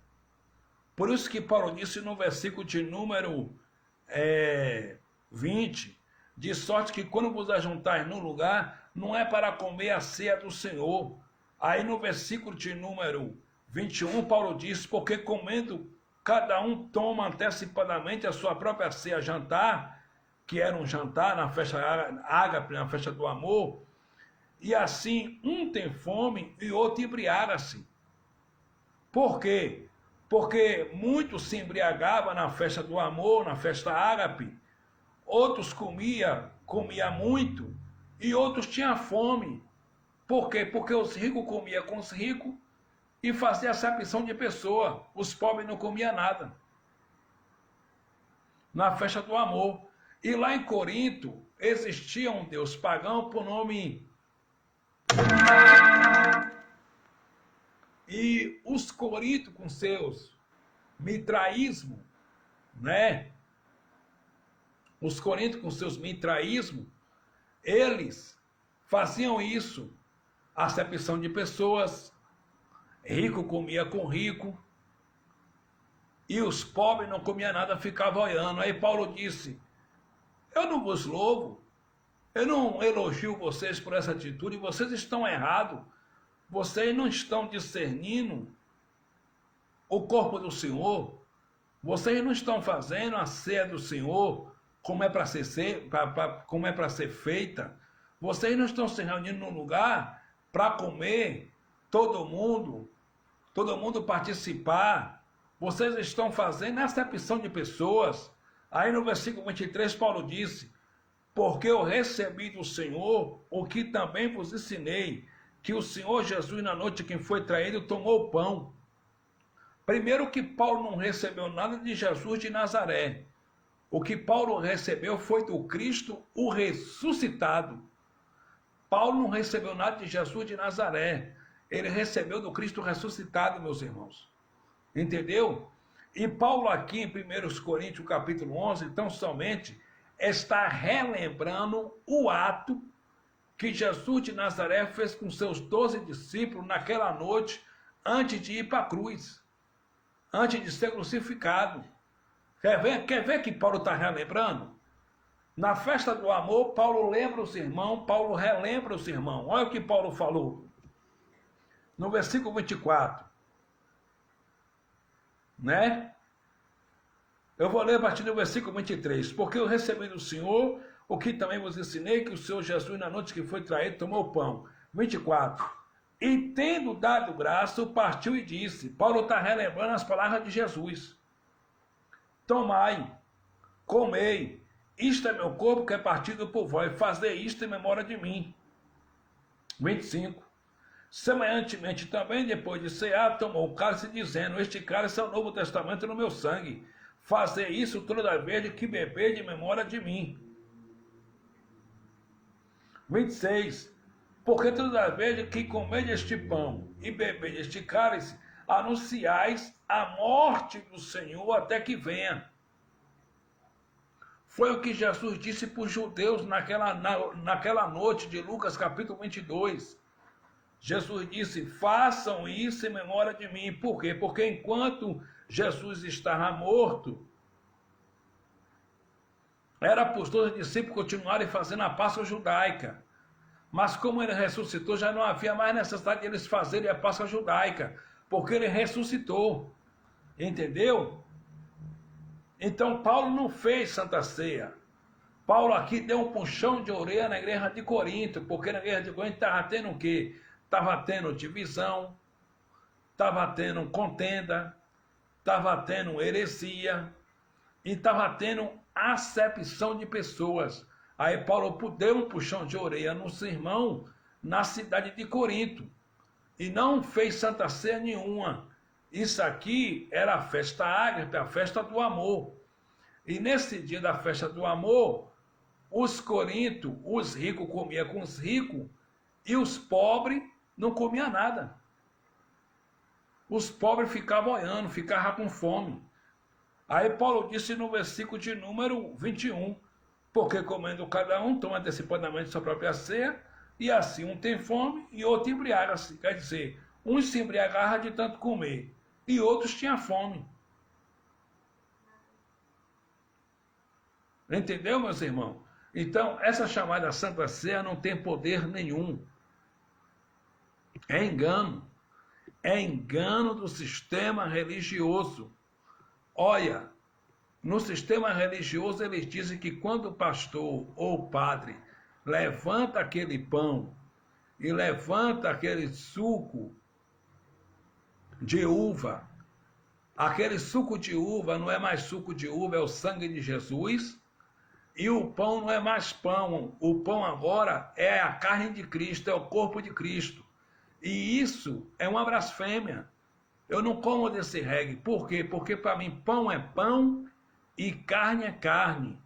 Para mim sangue é sangue e suco é suco. E o corpo de Cristo não é um pedacinho de pão pumã. O corpo de Cristo, pregou Paulo e prego eu. 1 Coríntios capítulo 10, versículo 17, Paulo disse que o corpo de Cristo é a igreja justificada, comprada por bom preço, preço de sangue, sem pecado, eleita, abençoada com toda a sorte de bênção nas regiões espirituais em Cristo desde antes da fundação do mundo, ressuscitada espiritualmente com Cristo. O corpo de Cristo é a igreja. E Paulo disse em Colossenses capítulo 1, versículo 24 também, que o corpo de Cristo é a igreja, e não um pedacinho de pão pumã. E o sistema religioso blasfemam, dizendo que o corpo de Cristo é um pedacinho de pão pumã. Eles reduzem o corpo de Cristo, que é a igreja, a um pedacinho de pão pumã. Só que o corpo de Cristo é a igreja. E sobre esse corpo tem um cabeça. E o cabeça da igreja é o próprio Cristo. Pregou Paulo e prego eu. Efésios, eu vou ler para você, capítulo de número 1, versículo de número 21. Olha o que Paulo disse. Acima de todo principado e poder e potestade e domínio, e de todo nome que se nomeia, não só neste século, mas também no vindouro. 22. E sujeitou todas as coisas a seus pés, e sobre todas as coisas o constituiu como cabeça da igreja. Cabeça da igreja não é nenhum intitulado pastor terreno, não é nenhum intitulado pastor humano. Cabeça da igreja é Cristo. Cristo é o cabeça. Cristo é o meu cabeça. Cristo é o teu cabeça. Ele é o cabeça da igreja. Ele é o cabeça. Só que no sistema religioso, em cada templo religioso tem um cabeça. Cada templo religioso tem uma doutrina. Cristo não é o cabeça de nenhuma instituição religiosa. Cristo não é o cabeça de nenhum templo religioso. Lá tem seus cabeças. Lá tem seus fundadores, que fundou seus templos com CNPJ, com data e hora marcada por CNPJ, para arrecadar fundos, para arrecadar dinheiro, para se enriquecerem. Mas na igreja de Cristo, vida das pessoas, o cabeça é Cristo, porque a igreja de Cristo não é um templo de pedra. A palavra igreja no grego quer dizer eclésia, que vem de ecanoia, que vem de eclesiologia, que significa tirados de dentro para fora, tirados da religião e apresentado a Cristo. E o cabeça da igreja, vida das pessoas, é o próprio Cristo. Ele é o cabeça da igreja. Entende? No sistema religioso, cada um é o cabeça. Em cada templo tem um cabeça, tem um intitulado sacerdote, tem um intitulado pastor que se intitula sacerdote. E em cada templo religioso se prega uma doutrina diferente. Se isso fosse igreja de Cristo realmente, se pregava uma única mensagem. Mas não é igreja de Cristo. Não é igreja de Cristo. Se fosse igreja de Cristo, se pregava uma única mensagem.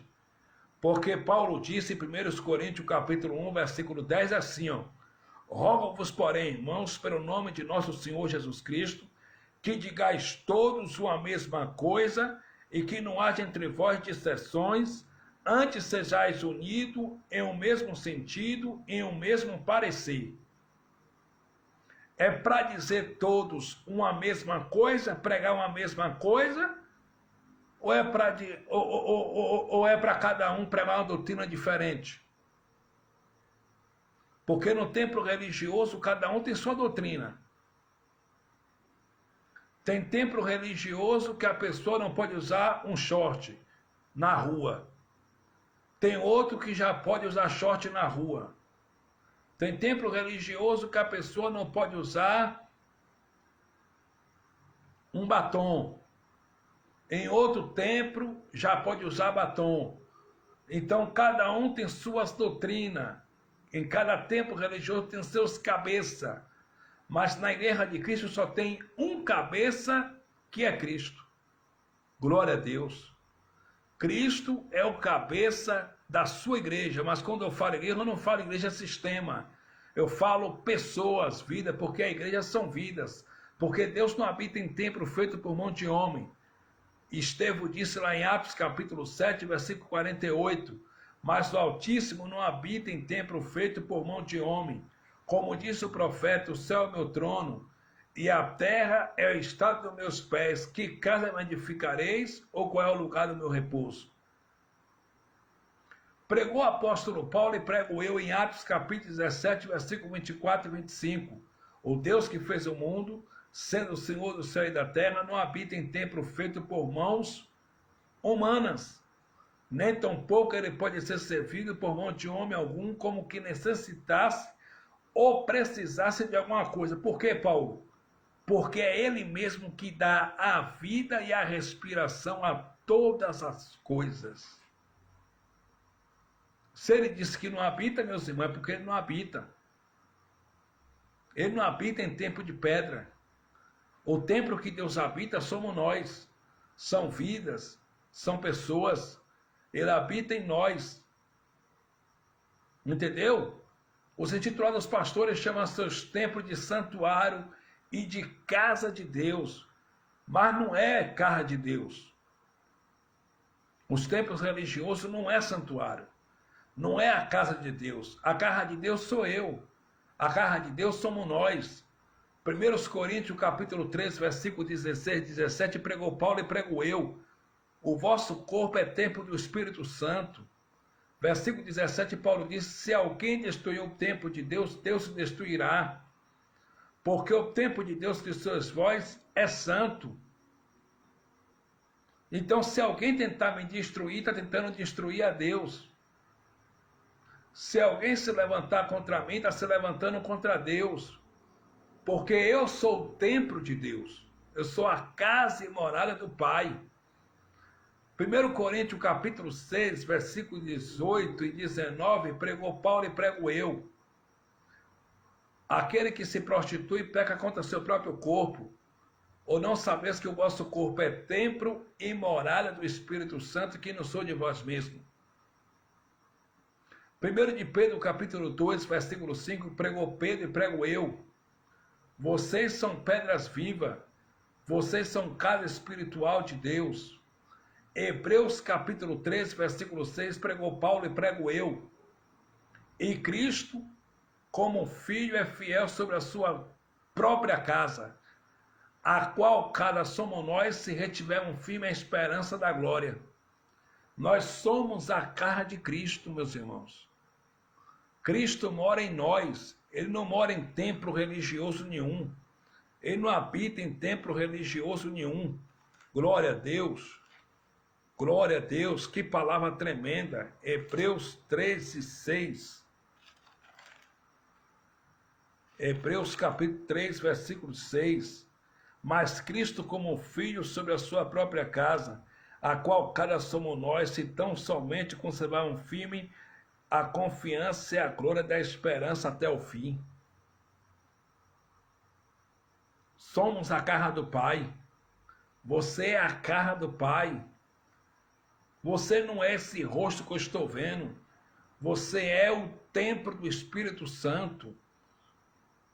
Entende? Você é a imagem de Deus. Você é templo de Deus. Você é morada do Espírito. Deus habita em você. Você não precisa estar dentro de um templo religioso para adorar a Deus, porque a adoração agora é em espírito e em verdade. Lembra que Jesus disse para a mulher samaritana lá no poço de Jacó, no livro histórico de João, capítulo 4, versículo de número 21, quando ela disse no versículo 20, os nossos pais adoraram a Deus aqui nesse monte, mas os judeus dizem que o lugar de adorar a Deus é lá em Jerusalém, ou seja, é lá no templo de pé de Jerusalém. Jesus disse no versículo 21 assim, ó mulher, creia-me que a hora vem, já chegou, em que os verdadeiros adoradores adorarão o Pai, não mais no monte, porque Deus não está no monte. E nem mais em Jerusalém, ou seja, e nem mais no templo de Jerusalém, porque Deus não está no templo. Mas os verdadeiros adoradores adorarão o Pai em espírito e em verdade. Em espírito e em verdade. E adorar o Pai em espírito e em verdade não tem nada a ver em frequentar templo religioso de pedra. Adorar o Pai em espírito e em verdade não tem nada a ver em praticar ritos, cerimônias, em praticar rituais. O verdadeiro cristão adora o Pai em espírito e em verdade é quando ele dá água para quem tem sede, dá comida para quem tem fome, veste quem está nu, visita o enfermo e leva o remédio, ajuda quem está doente. Isso é adorar o Pai em espírito e em verdade. Essa é a verdadeira adoração em espírito e em verdade. Entendeu, meus irmãos?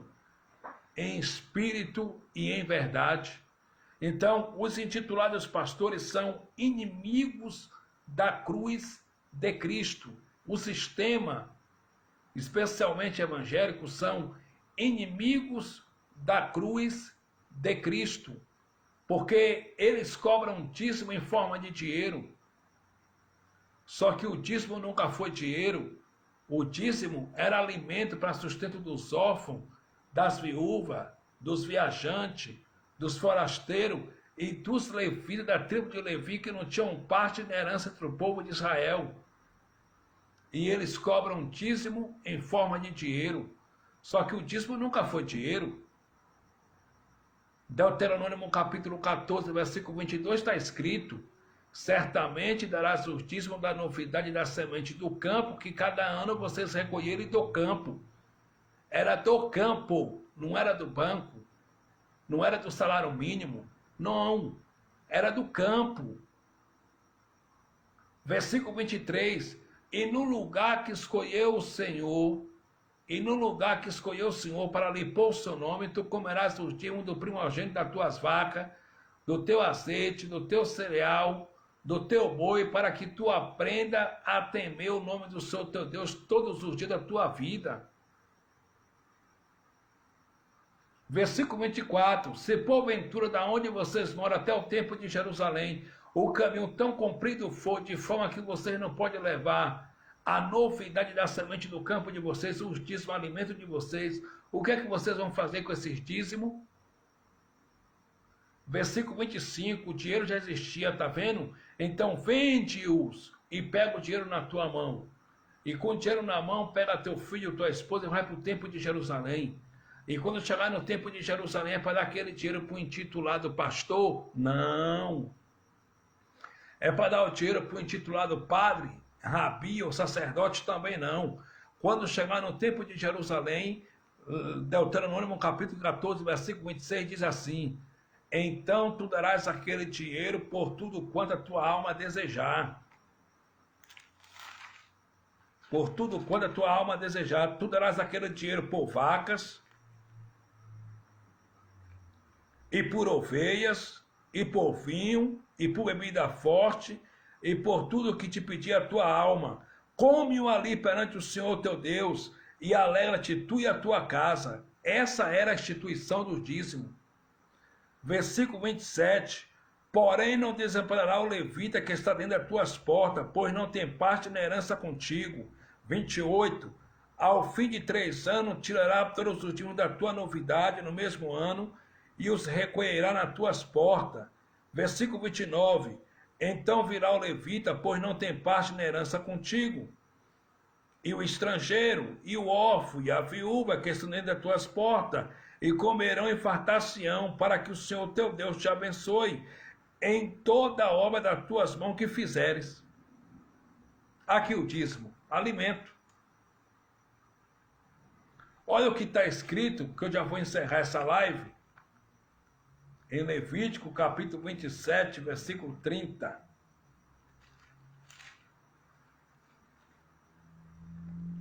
Levítico, capítulo 27, versículo 30.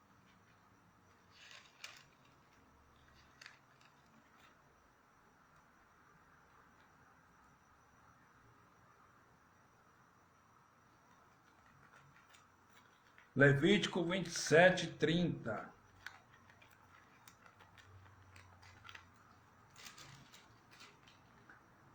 Versículo 30 diz assim: também todas as dízimas do campo, da semente do campo, do fruto das árvores são do Senhor. Santas são ao Senhor. Está vendo? Também todas as dízimas do campo, da semente do campo. O dízimo era da semente do campo, era alimento, nunca foi dinheiro. O dízimo era alimento, meus irmãos, nunca foi dinheiro. Tá vendo? Aí qual é o livro que os intitulados pastores usam para enganar os incautos? Malaquias. Mas para você entender uma carta, você tem que ler para quem a carta foi escrita, por que foi escrito e para quem foi escrito. E o que a carta quer dizer. Senão você fica perdido. Malaquias capítulo 1 já começa dizendo assim, ó. Peso da palavra do Senhor contra Israel. A pergunta que não quer calar é: você é de Israel? Você é judeu? Você é israelita? Não. Então o livro de Malaquias não se aplica a você. Não se aplica a mim. Não foi escrito para mim, não foi escrito para você. O livro de Malaquias foi escrito para a nação de Israel. Peso da palavra do Senhor contra Israel pelo ministério de Malaquias. Aí no versículo 6, 7 e 8, Deus usa o profeta Malaquias para repreender os sacerdotes da tribo de Levi. Diz assim no versículo 6: o filho honrará o pai, e o servo ao seu senhor. E se eu sou pai, onde está a minha honra? E se eu sou senhor, onde está o meu temor? Diz o Senhor dos Exércitos a vós, ó sacerdote, que desprezais o meu nome, e dizeis, em que desprezamos nós o teu nome? Versículo 7, ofereceis sobre o meu altar pão imundo, e dizeis, em que te havemos profanado nisto? Que dizeis, a mesa do Senhor é desprezível. 8. Porque quando trazeis animal cego para o sacrificar, não faz mal, e quando ofereceis o coxo ou enfermo, não faz mal, ora, apresenta-o ao teu príncipe, terá ele agrado em ti, ou aceitará ele a tua pessoa, diz o Senhor dos Exércitos? Por quê? Porque lá em Israel existia a Caixa do Tesouro. A Caixa do Tesouro era o templo de Jerusalém, que não existe mais, que caiu no ano 70 depois de Cristo. E lá no templo de Jerusalém, os irmãos israelitas, judeus, estavam levando o dízimo. Só que eles estavam levando o dízimo animais doentes, animais defeituosos, animais coxos, aleijados, animais doentes. E em vez dos sacerdotes da tribo de Levi rejeitar esses dízimos, eles estavam aceitando e oferecendo para Deus. E os maiores dízimos, animais sem defeito, animais que não eram doentes, eles estavam levando para sua casa e comendo com sua família. Aí Deus levantou o profeta Malaquias para repreender eles, a liderança religiosa, e disse, olha, No versículo 6, o filho honrará o pai, e o servo ao seu senhor. E se eu sou pai, onde está a minha honra? E se eu sou senhor, onde está o meu temor? Diz o Senhor dos Exércitos a vós, ó sacerdotes que desprezais o meu nome, e dizeis, em que desprezamos nós o teu nome? Então Deus usou o profeta Malaquias para repreender a liderança religiosa. Aí, dando continuidade em Malaquias capítulo 2, diz assim, ó: e agora, ó sacerdote, este mandamento vos toca a vós. Então, o mandamento não foi literalmente para o povo de Israel. O mandamento foi para a liderança religiosa, foi para os sacerdotes. E agora, ó sacerdote, este mandamento vos toca a vós. Versículo 2. Se não ouvirde e se não propulsarde no vosso coração da honra meu nome, diz o Senhor dos Exércitos, enviarei a maldição contra vós e amaldiçoarei as vossas bênçãos. E já estão amaldiçoados, porque vós não ponde isso no coração. 3. Eis que vos corromperei a semente e espalharei esterco sobre o vosso rosto, o esterco das vossas festas, e com ele sereis tirado. O que estava acontecendo? Deus disse para eles que os estercos dos animais defeituosos que eles estavam oferecendo no altar de Deus, Deus ia lançar no rosto deles, dos sacerdotes oriundos da tribo de Levi. Por quê? Porque eles estavam roubando dentro do templo. Eles estavam roubando dentro do templo de Jerusalém. Eles estavam pegando os piores dízimos, oferecendo para Deus os maiores dízimos. Eles estavam levando para sua casa e repartindo com sua família. Aí, dando continuação em Malaquias capítulo 3, versículo 8, diz assim: roubará o homem a Deus? Todavia vós me roubais e dizeis, em que te roubamos? Nos dízimos e nas ofertas alçadas. Mas pode parar isso aqui. Conforme Malaquias capítulo 1, versículos 6, 7 e 8, e Malaquias capítulo 2, quem é que estava roubando a Deus nos dízimos e nas ofertas? O povo de Israel ou a liderança religiosa, os sacerdotes? Os sacerdotes. Eles que estavam roubando a Deus nos dízimos e nas ofertas alçadas. Aí no versículo de número 10, diz assim, ó: trazei todos os dias uma caixa do tesouro para que haja mantimento na minha casa. A pergunta que não quer calar é: mantimento é dinheiro ou alimento? Alimento. Era para que não faltasse comida para sustento dos órfãos, das viúvas, dos viajantes, dos forasteiros e dos levitas da tribo de Levi, que não tinha parte nem herança entre o povo de Israel, para que haja mantimento na minha casa. E depois fazer prova de mim, diz o Senhor dos Exércitos. Espera aí, Deus estava mandando quem fazer prova dele? Os gentios ou os judeus? Os judeus, o povo de Israel. E depois fazer prova de mim, diz o Senhor dos Exércitos, se eu não vos abrir a janela do céu e não derramar sobre vós uma bênção tal, que dela vos advém a maior abastança.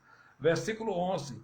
E por causa de vós repreenderei o devorador, para que não vos consuma o fruto da terra, e a vinde do campo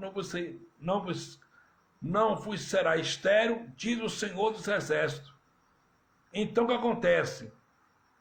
Deus mandou o povo de Israel fazer prova dele. Deus não mandou os gentios fazer prova dele. Deus mandou o povo de Israel, né? Trazei todos os dias uma caixa do tesouro para que haja mantimento na minha casa, e depois fazei prova de mim, diz o Senhor dos Exércitos, se eu não vos abrir a janela do céu e não derramar sobre vós uma bênção tal que dela vos advém a maior abastança. Essa bênção tal que dela vos advém a maior abastança não é avião, não é jatinho, não é carro importado, não é sítio, não é fazenda. Era a chuva seródia e a chuva temporã para molhar o plantio, as plantações dos judeus, para que tudo quanto eles plantassem, desse, nascesse, para sustento dos órfãos, das viúvas, dos viajantes, dos forasteiros e dos levi, da tribo de Levi, que não tinham parte nem herança entre o povo de Israel, para eles continuar levando o altíssimo alimento para a casa do tesouro, que era o templo de Jerusalém. Glória a Deus. Aí no versículo 11 Deus disse, e por causa de vós, vós aqui é o povo de Israel, os israelitas, não nós gentios, repreenderei o devorador, para que não vos consuma o fruto da terra. Devorador era o quê? Devorador era a praga que fazia mal à lavoura, às plantações dos judeus. Devorador nunca foi demônio. Devorador era a praga que fazia mal às plantações dos judeus, do povo de Israel. Simples assim. Era só isso. Devorador só era isso. Para não fazer mal às plantações dos judeus. Era a praga. Tanto é que lá no livro do profeta Joel, capítulo 1, versículo 4, está escrito que houve uma praga de gafanhoto sobre a nação de Israel, e a Bíblia vai dizer que o que ficou do pulgão, um migrador comeu. Livro de Joel. Entendeu, meus irmãos? Livro do profeta Joel.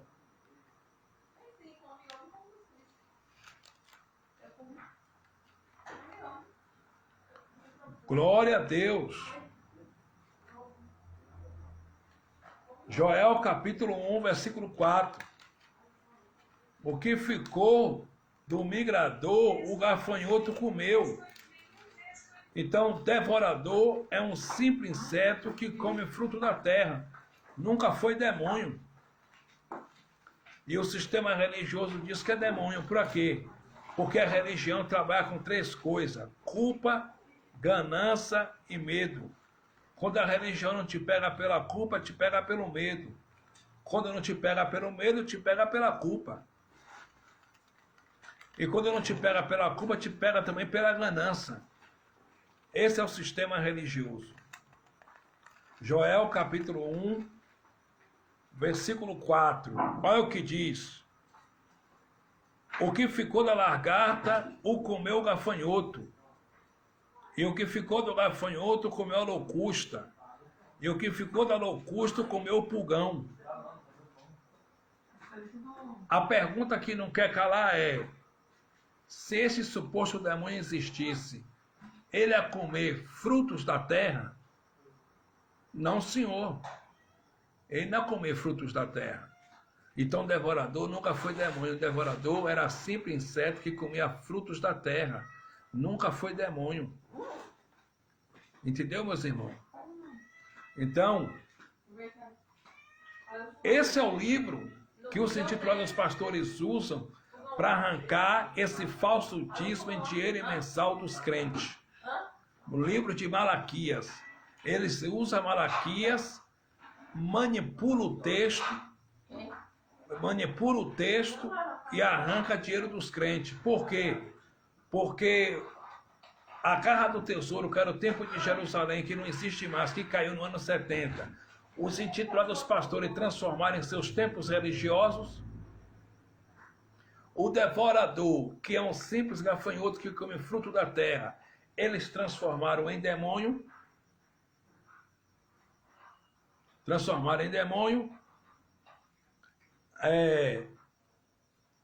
A bênção tal, que dela vos advém a maior abastança, que era a chuva serol de Teparã, eles transformaram em dinheiro na conta, já tinham apartamento, avião. Por quê? Porque o sistema religioso é perito em mudar a verdade de Deus em mentira. Como está escrito em Romanos capítulo 1, versículo 25. Eles mudaram a verdade de Deus em mentira. O sistema religioso mudou a verdade de Deus em mentira. E passaram a adorar a criatura em vez de adorar o Criador, que é bendito eternamente. Amém. Então, não há verdade no sistema religioso. Não há verdade no sistema. O sistema é inimigo da cruz de Cristo. E eu encerro essa live dizendo uma coisa para você. Em Romanos capítulo 1, versículo 16, pregou Paulo e prego eu. Porque eu não me envergonho do Evangelho de Cristo, pois o Evangelho é poder de Deus. Poder de Deus não é fazer sacrifício. Poder de Deus não é subir monte. Poder de Deus não é estar dentro de templo religioso dando dízimo. cantando o corinho, gritando em alta voz. Poder de Deus é o evangelho quando é pregado com verdade, sinceridade e sem comércio. É poder de Deus, o poder do Pai se manifesta. Em Efésios capítulo 3, versículo 20, pregou Paulo e prego eu. Ora, aquele que é poderoso para fazer infinitamente mais, além do que pedimos ou pensamos, segundo o poder que em nós opera. O poder de Deus não opera nas campanhas. O poder de Deus não opera nos sacrifícios. O poder de Deus não opera em nenhum sacrifício dentro de tempo religioso. O poder de Deus opera em nós. E Paulo disse que quando você crê nessa palavra e recebe essa palavra, ele é poderoso para fazer infinitamente mais, além do que pedimos ou pensamos, segundo o poder que em nós opera. Eu declaro como filho de Deus, receba o infinitamente mais de Deus nos teus negócios. Receba o infinitamente mais de Deus na tua vida sentimental, no teu casamento. Receba o infinitamente mais de Deus na tua vida espiritual. Receba o infinitamente mais de Deus na tua vida física. Receba o infinitamente mais de Deus no teu ministério, na tua chamada, na tua saúde. Receba o infinitamente mais de Deus na tua saúde. Eu, Fabiano Santana, como filho de Deus, eu recebo o infinitamente mais de Deus na minha saúde. Eu recebo o infinitamente mais de Deus na minha vida profissional, nos meus negócios, na minha vida física, na minha vida espiritual. Eu recebo infinitamente mais de Deus na minha vida financeira.